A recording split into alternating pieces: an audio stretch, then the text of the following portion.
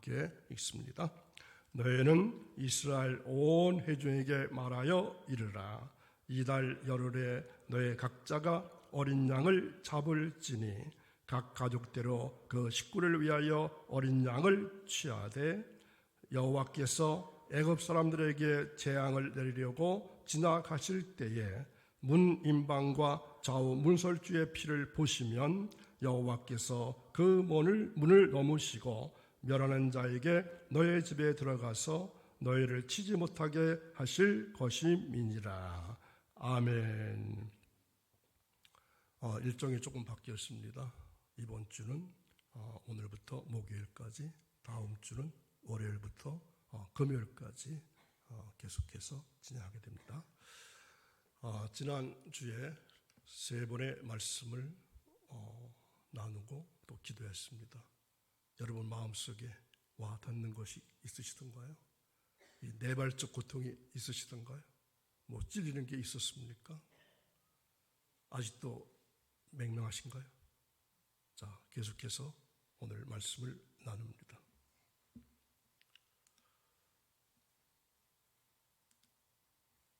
자, 이 그림 어떻게 생각되시나요?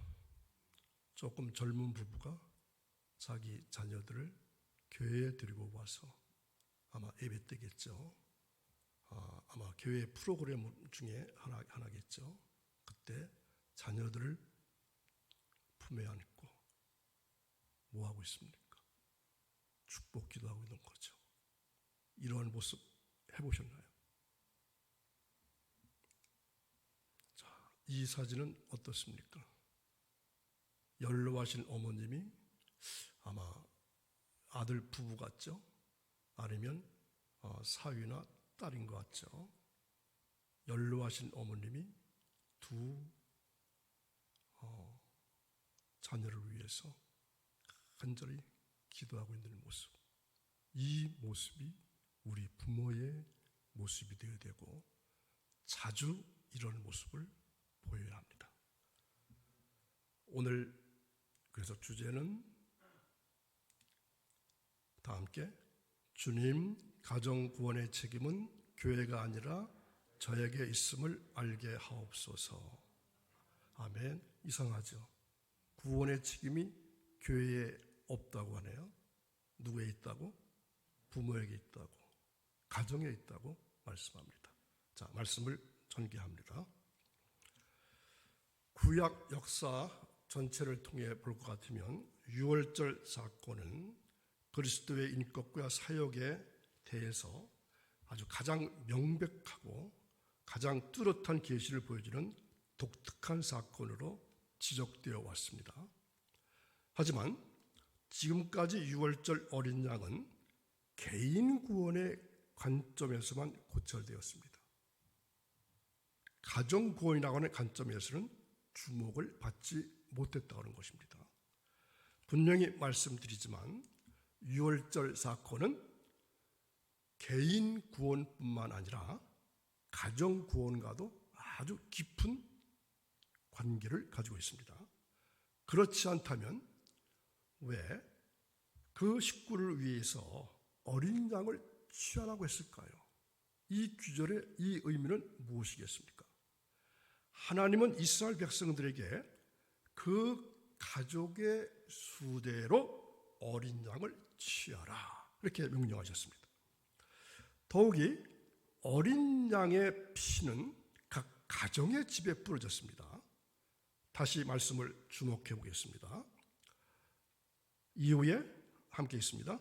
너의 자녀가 묻기를 이 애식이 무슨 뜻이냐 하거든 너희는 이르기를 이는 여호와의 유월절 제사라. 여호와께서 애굽 사람에게 재앙을 내리실 때에 애굽에 있는 이스라엘 자손의 집을 넘으사 우리의 집을 구원하셨느니라 하라. 하매 백성이 머리 숙여 경배하니라. 아멘. 이 말씀은 출애굽 공부할 때 이미 나누었던 말씀입니다. 이 애굽 백성들 중에서 각 가정을 대표하는 맏아들들은 어떻게 되었습니까? 죽임을 당했습니다. 반면에 이스라엘의 각 가정을 대표하는 맏아들들은 어린 양의 피 덕택에 구원받을 수 있었습니다. 하나님께서는 유월절 사건과 이 피 뿌리는 예식을 통해서 이러한 기본 원칙을 세우셨습니다. 자, 그 원칙이 무엇일까요? 내가 너희를 개인으로서가 아니라 가정으로서 대하겠다. 내가 아브라함의 자손인 너희를 각자 택하여 복을 주었듯이 내 명령을 지키기 위해서 피를 뿌리는 모든 믿는 가정들을 축복하겠다. 어린 양과 그 피는 내 백성들의 가정과 식구들이 거룩하게 되었음을 상징하는 징표다.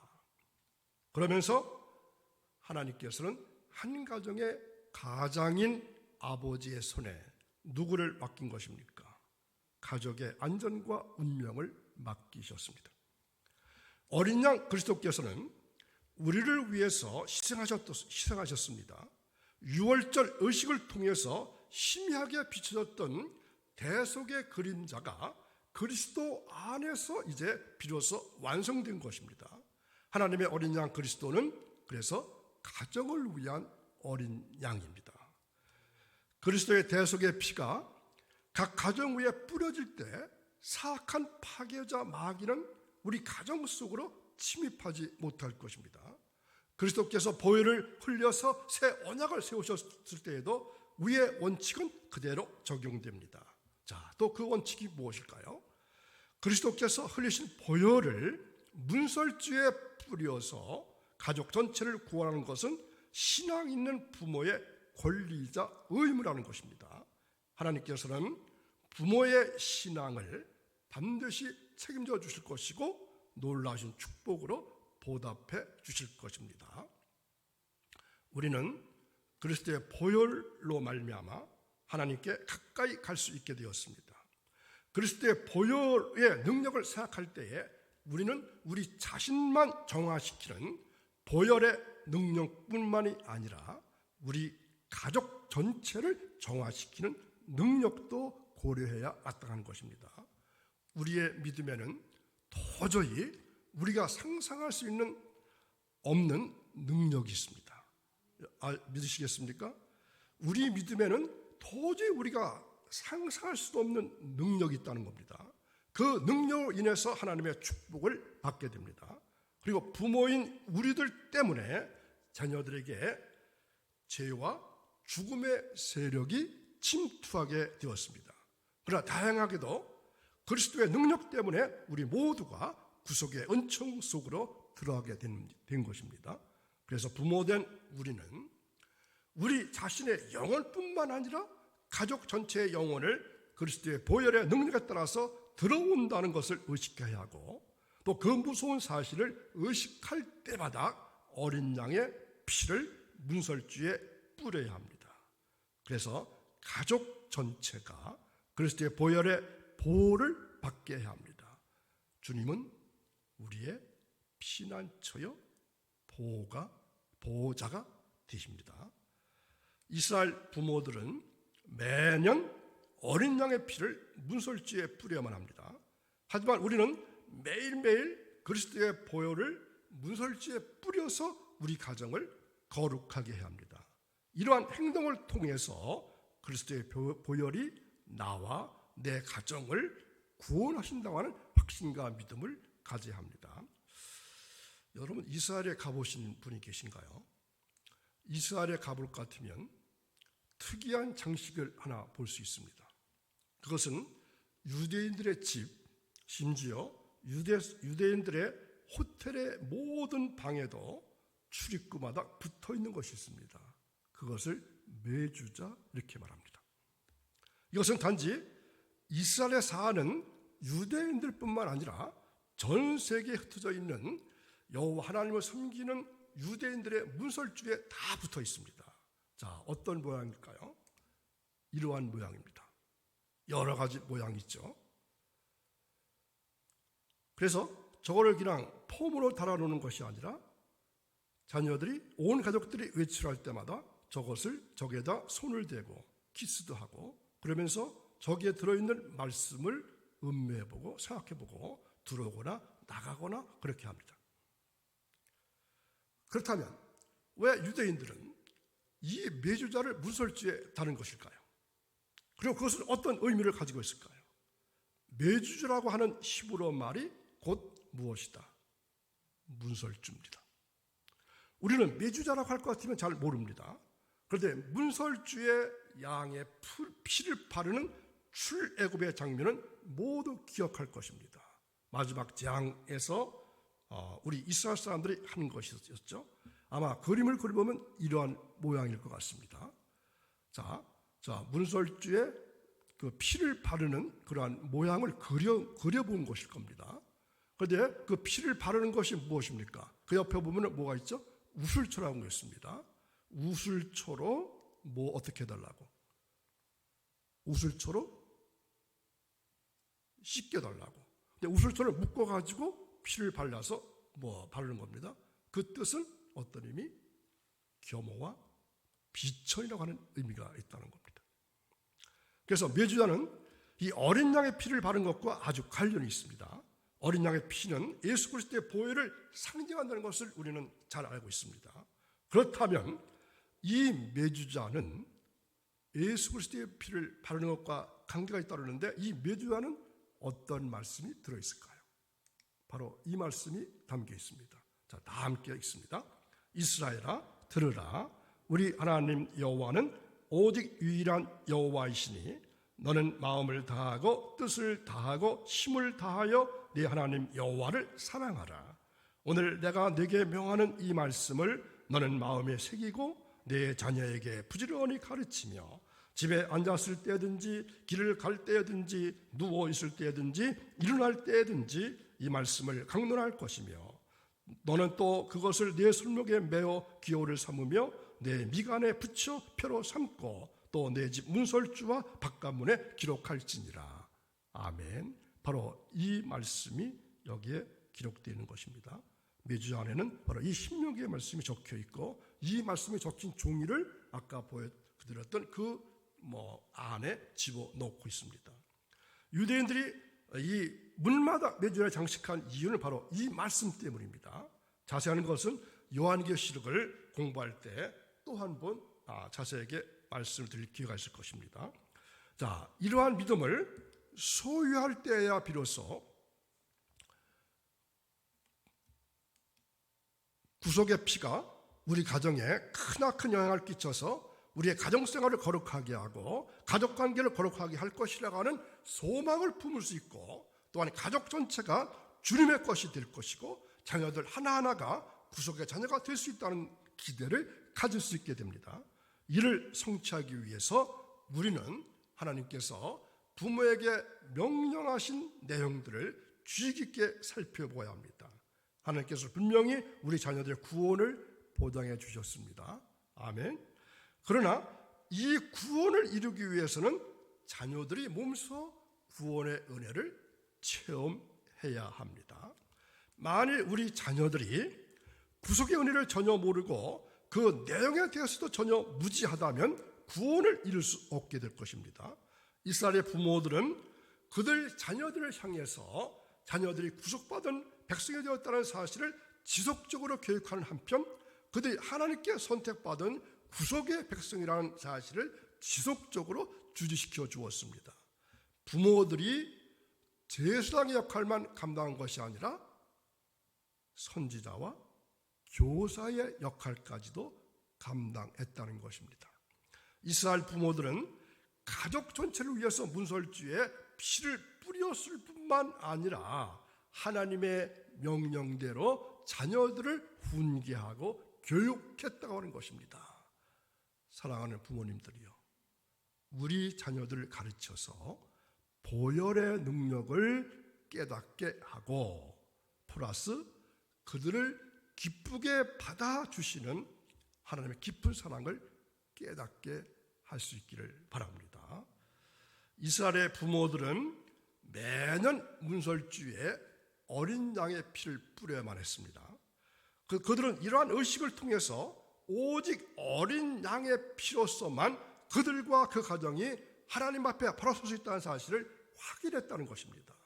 또한 그들은 어린 양의 뿌려진 문설주에 하나님의 율법을 말씀을 기록해 놓았습니다.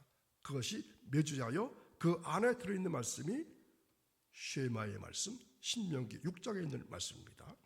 그래서 이스라엘 자손들을 문을 출입할 때마다 이 말씀을 보고 애굽의 속박에서 자유를 얻은 것이 곧 하나님을 올바로 섬기려고 하는데 그 목적이 있다는 사실을 늘 매일같이 상기했다는 것입니다. 하나님은 우리가 그 말씀을 신뢰할 뿐만 아니라 확신을 갖고 순종하기를 원하십니다. 우리가 선택받은 것은 뭐 하기 위함인 것입니까? 순종하기 위함이요, 예수 그리스도의 핏부림을 얻기 위해서 우리가 선택받은 것입니다. 자, 그 말씀이 베드로전서 1장 2절에 나타나 있습니다. 곧 하나님 아버지의 미리 아심을 따라 성령이 거룩하게 하심으로 순종함과 예수 그리스도의 핏부림을 얻기 위하여 택하심을 받은 자들에게 편지하노니 은혜와 평강이 너에게 더욱 많을지어다. 아멘. 예수 그리스도의 핏부림을 얻기 위해서 택하심을 받은 자들, 은혜와 평강이 더욱 많을지어다. 우리 모두는 자녀들을 양육하고 교육해서 하나님의 명령을 깨닫게 하고 하나님의 명령을 사랑하게 하고 일상적인 가르침과 생활의 본을 통해서 하나님께서 주시는 모든 것을 기쁜 마음으로 수용하고 하나님께서 원하시는 것을 기꺼이 드리는 신앙의 자세를 실증해 보여야 합니다. 우리는 성령께 기도해서 하나님의 말씀 속에 주렁주렁 달려있는 진리들을 깨닫게 해달라고 구해야 합니다. 하나님의 말씀은 어린 양의 피를 통해서 구속받은 한 가정의 아버지와 그 아버지를 통해서 구속에 참여한 자녀들에 대해서 말씀하고 있습니다. 하나님의 말씀은 하나님의 사자로서 매년 문설주의 피를 뿌리는 아버지에 대해서 말씀하고 계십니다. 여러분, 그뿐이 아닙니다. 한 가정의 아버지는 자녀들에게 소중한 어린 양의 피에 대해서 가르치고 그것을 계시해 주신 하나님에 대해서 가르치는 말씀의 증인이요 말씀의 대언자가 되어야 합니다. 하나님께서 이러한 준비를 통해서 하나님의 백성들을 모으시고 한 가정을 토대로 해서 하나님 나라를 확장시켜 나가시는 것입니다. 그러면 교회의 책임은 무엇입니까?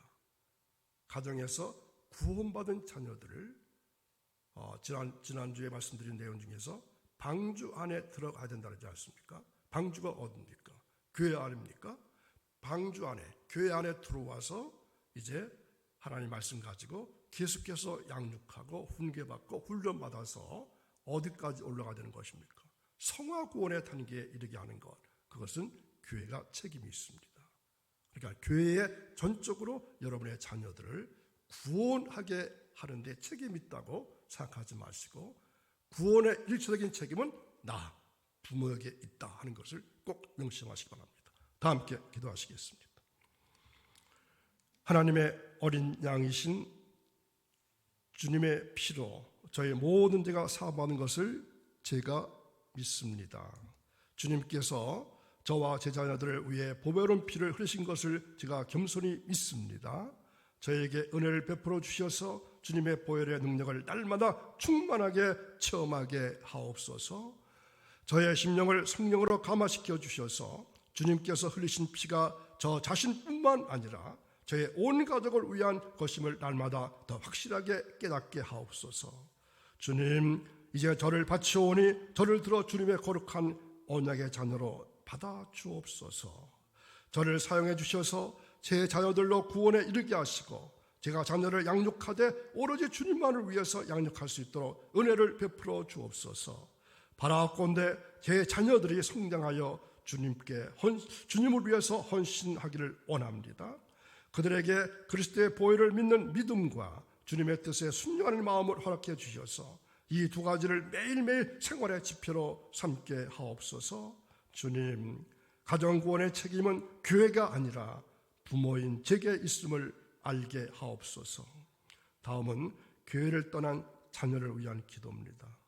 여러분의 자녀 중에서 아직까지 구원받지 못한 자녀가 있습니까? 더욱 기도하십시오.